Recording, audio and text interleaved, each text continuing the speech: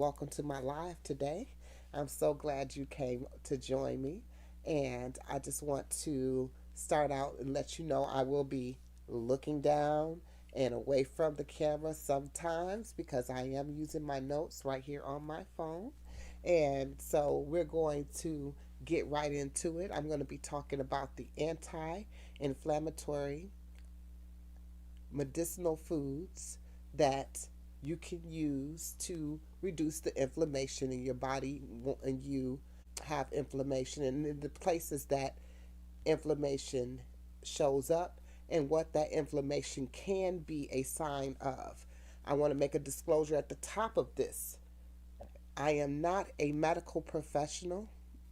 I am not giving medical advice.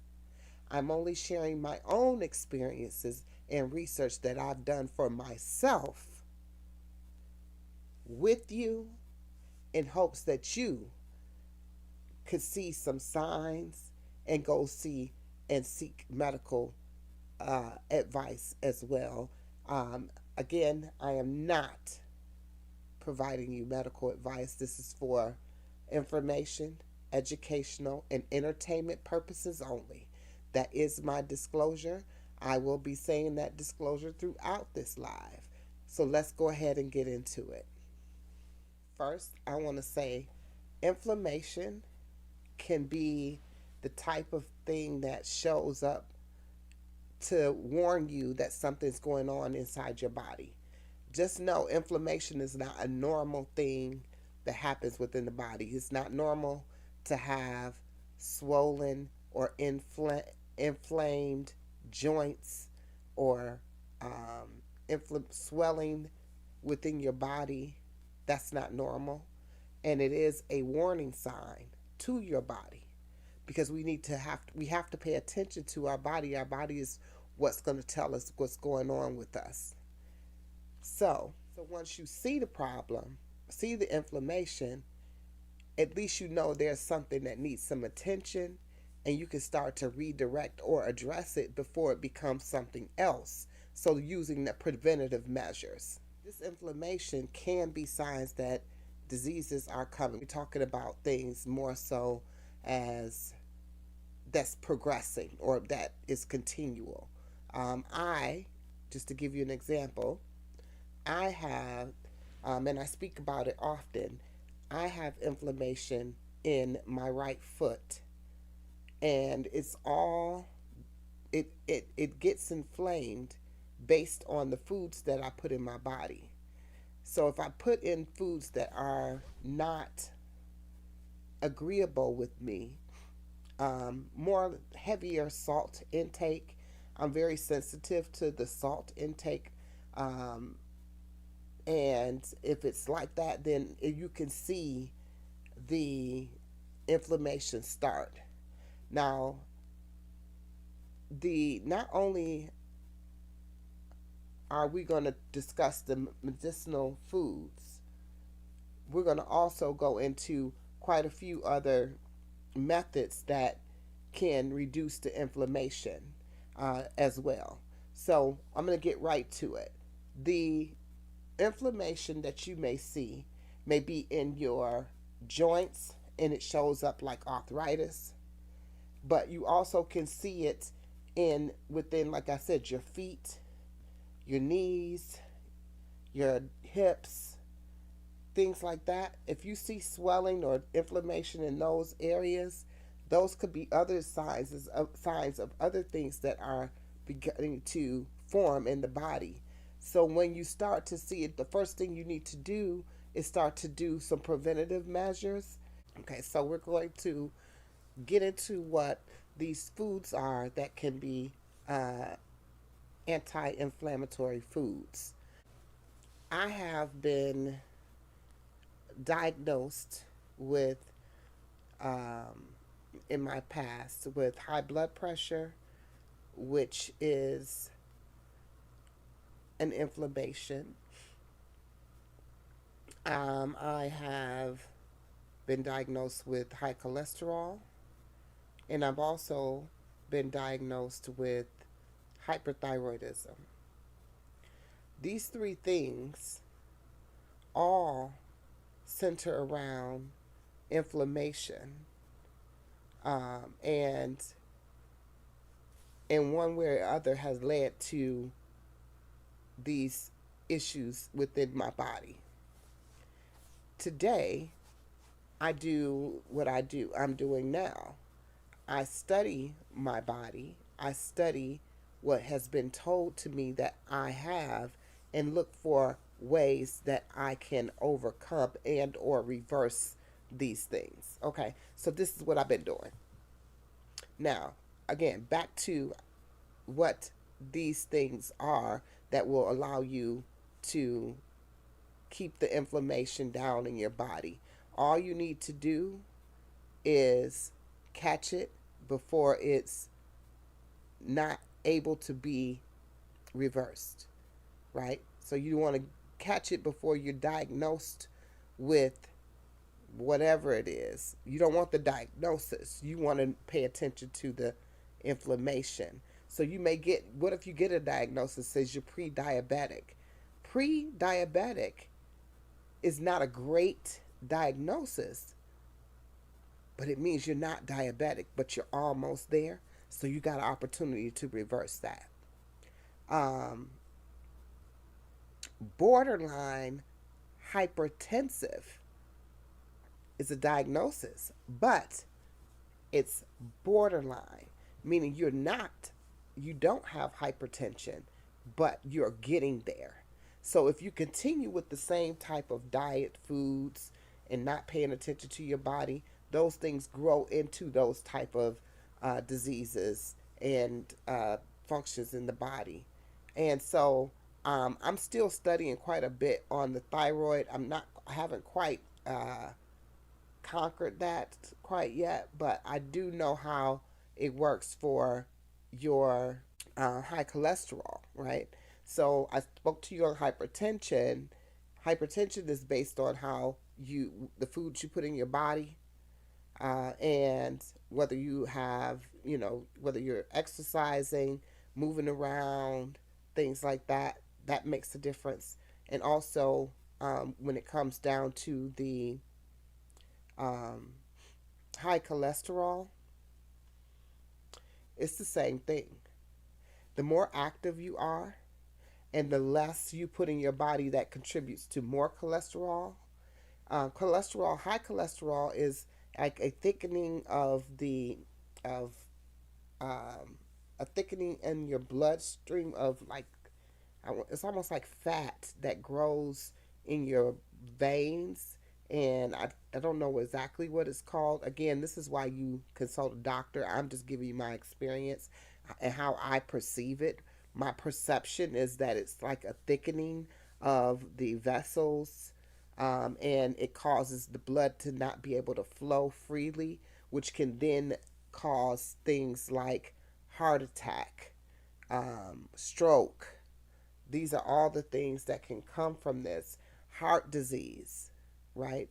So you could cause your heart to have to overwork itself. So you have to be very careful. 'Cause in all of this, again, we're talking about inflammation. They're all signs that lead to one thing that leads to another. Now, I know you've been waiting and you want to know what these foods are that can help you with this inflammation. So I'm going to get to it right now. The first one is ginger root. Ginger roots can be purchased or had by the root itself. You can put it in your foods. You can have it as a tea. And like the Indian cultures, they cook with it on a regular basis. They have it in a lot of things. It's a daily regimen for them, and it should be a daily regimen for you, because this is going to help keep down that inflammation. And even if you don't have inflammation in your body, right? It's not something that you notice or see, but sometimes we have it and we don't even know that we have it until it starts to be more exterior where it presents itself, because a lot of times we have inflammation with on the inside of our bodies that we cannot see. Some of that uncomfortable feelings that we cannot see. So know that ginger root is one of those things. In these cultures, like the Indian culture, they're being preventative because they're not waiting to be ill to try to fix it. They're preventing it to begin with. So, ginger root is the first anti inflammatory food that I would say that I would incorporate into my daily. Now, do I myself do ginger root every day? I'm going to be honest here and say no, I don't. However, the more I continue to have different swellings here, the inflammation here and there, I think I'm going to at least have a cup of ginger tea every day, even if it's just that. But then I like to cook, right? So I'm going to start thinking about meals where I can incorporate ginger, a little ginger into each meal because I know it's anti inflammatory. And I'm going to start doing that as well. So now those would be ways that you can get it into your diet and make it happen, right? All right. And again, so that's the first way. The second way, another one is turmeric. Turmeric is anti inflammatory, kind of goes hand in hand with the ginger, but the turmeric definitely has anti inflammatory properties. And turmeric has like a little spice to it, so you could put it into, again, you could do turmeric in a tea. But I do cook with turmeric. I will sprinkle turmeric, a ground turmeric, into any food because it gives it a little, a little spice. So a little kick. So I like to do that. And so I will cook with turmeric or put it into my raw meals when I eat raw as well. I haven't been doing it as often as I used to, but again, we're in a new time and I'm getting ready to make some new rules. And since I'm going to be incorporating new things for me, I wanted to share it with you so that you can begin to incorporate new things for you that will help you get to an anti-inflammatory state for your body. Okay? All right. So, we're going to go ahead and talk about number 3. This I do eat almost every day of my life, and that's avocado. Avocado. Avocado is one of my favorite, and I eat it pretty much on everything. I find a way to incorporate avocado even if I'm just eating the avocado. Love it. But it has anti inflammatory properties, and I'm going to explain to you how those properties work. And so, with the avocado, the reason that it's the fatty, it's the fats that's in it that is the anti inflammatory portion of it. It also helps with high blood pressure, go figure, and you can also use like the oils, the avocado oil, when you cook, if you're going to saute some vegetables, things like that. The best thing to do is stay raw. I'm not one to tell you to do that because I am not disciplined to be just on a raw diet myself. I do love me some sauteed vegetables. So if you're going to saute up some things, use avocado oil. It's good for you. It has the anti-inflammatory properties. So this is, all good information. You can have an avocado in every way that you want. So again, I love avocados, so I could talk about avocados all day. So the next one is one other thing before we get to the fourth one. For avocado, it's also high in potassium, so it's good for you in that way as well. But number 4 is radicchio. Radicchio is a leafy vegetable. It's like a purple and greenish color, and it has and you use it like in your salads. You know, instead of using like the spinach, which is, you know, I mean, greens is greens, but spinach is not said to be the best.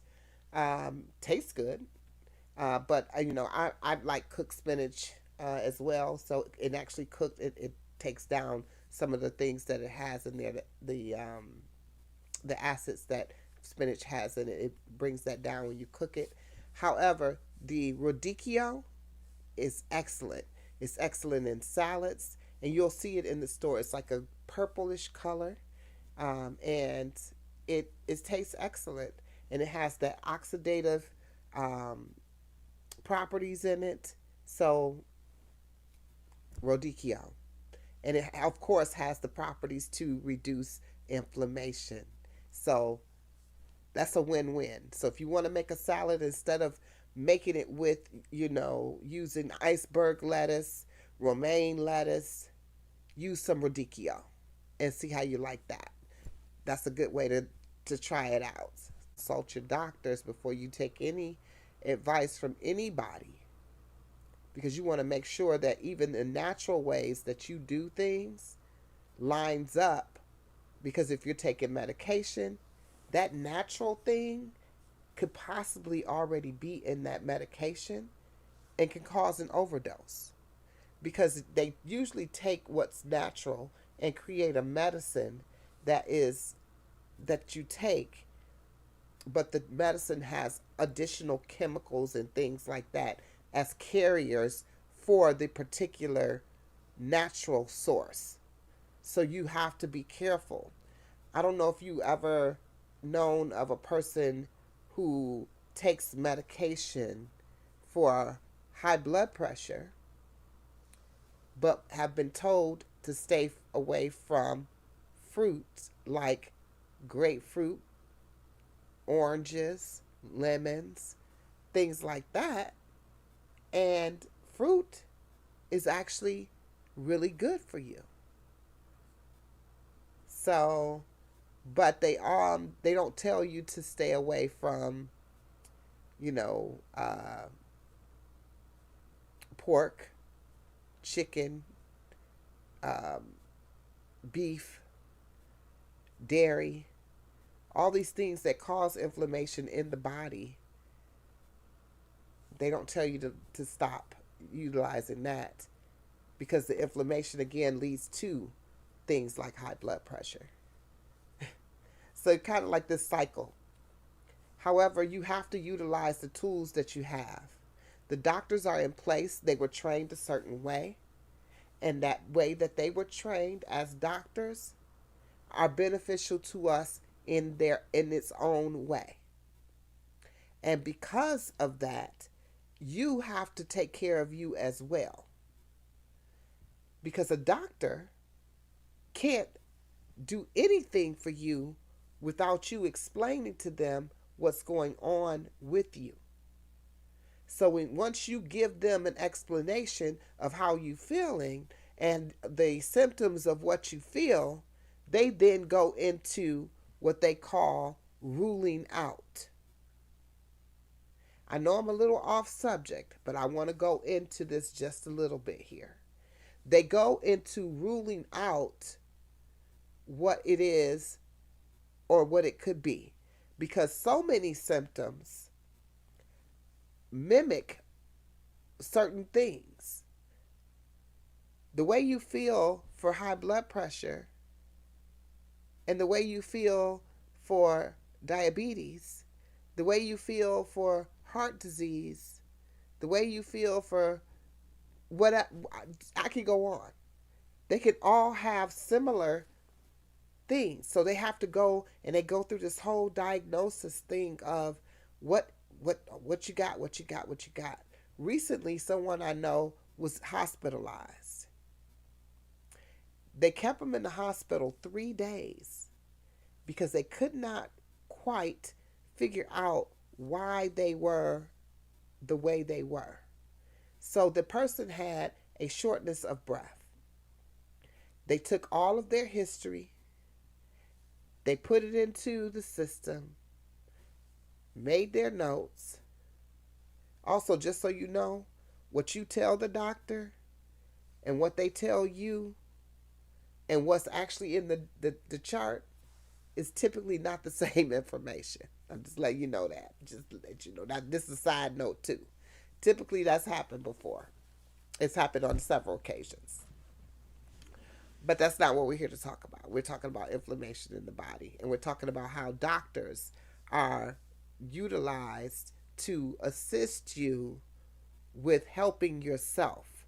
When they give you a medication for a situation, it's not to continue to have you do the same things you were doing to get in the situation, and you use the medication as a something to help you. The medication should be a temporary fix until you can get better with taking care of yourself. For instance, my high blood pressure was reversed. And I did it through, and that's what I wanted. My next thing I was coming to. The next thing we're going to talk about is one other thing I was telling you about that can reduce your inflammation is fasting. Speaking of fasting, come January 15th, we will be hosting an alternate day fasting event for 30 days. Right now, we're in the middle of prep. We originally were supposed to start this on January 4th. However, I was a little under the weather. You probably could still hear it in my voice now. But we're starting January 15th, which also is symbolic of an anniversary of the time when I first started fasting. And that's how I ended up reversing my high blood pressure. I was removed from my medication, and I started in January 15th. In May of 2024, I started January 15th, 2024, and May of 2024, I was completely removed from, confirmed that I no longer needed medication to regulate my blood pressure. So just know, and I was eating all these anti-inflammatory foods as well. So that's another thing. But I also changed my diet. I also became active. I was walking, doing things like that. So you have to change what you're doing. And it's so hard because we live in a world, unfortunately, and I hate to say it, but we live in a world that have us overstressed. And for the overstress, the comfort we go to is food. And it's not even the food that is considered to be medicine to our bodies that helps us with things like inflammation, but it's the things we go to the food that causes the inflammation because of the stress that we have for living in this world and having to deal with the things that, are presented to us. So I want to thank you for listening to me today and coming into the live. And just remember, we're hosting, if you could go over to my channel at Queen's Alchemy and make sure you subscribe. If you haven't subscribed, subscribe. If you haven't hit the like button. But at Queen's Alchemy, we're doing things over there. We have a community. This community is a safe space. So, and we're working together. We're getting, like I said, we're getting ready for this second challenge. The first challenge was a success. It was a 22-day fasting challenge where we did rolling fast. It was another alternate day fast, but we did 2 days instead of one. Now we're going to fast, eat, fast, eat, fast, eat for 22 days. And so we're going to see how that helps us out. We'll definitely release some inflammation that way. When we coming off of our fast, we're going to intermittent fast on the days that we're eating. So really, in the essence of time between a 24-hour period, you're going to typically be eating in within an 8-hour window. Again, I tell you, be flexible. Keep your options flexible. You don't have to be strict. I'm not making all the rules. You make the rules for you. I'll make the rules for me. I can set a guideline. That's a beautiful thing that we do over at Queen's Alchemy. We don't have, because we make the rules, we can bend the rules. Because we create the rules, we can adjust the rules. So, as long as we're not doing anything to harm ourselves or harm anyone else, and it doesn't cause any problems, then what's wrong with changing things to accommodate the situations? Because this is what's happened in life. So I'm going to get out of here. I'm going to ask you to like this video. Also, I'm going to ask you to share this video, this live, I should say, because it's a live, right? Share this live. I apologize that I didn't see any, comments or anything. If I missed any comments or anything, I will come back and address anything that was said. So I will be able to see them. So I do appreciate you again coming and joining me on this live where we talked about anti-inflammatory foods. We talked about what inflammation looks like in the body. And we also covered a few things that was like a one-off that really wasn't part of the conversation, but became part of the conversation. And that's what I mean when I say we can bend the rules a little bit and we can talk about and do a little bit of everything. Remember, over at Queen's Alchemy, our community is a safe space. And again, thank you for watching. And I'll see you where? In the next video. Have a beautiful day.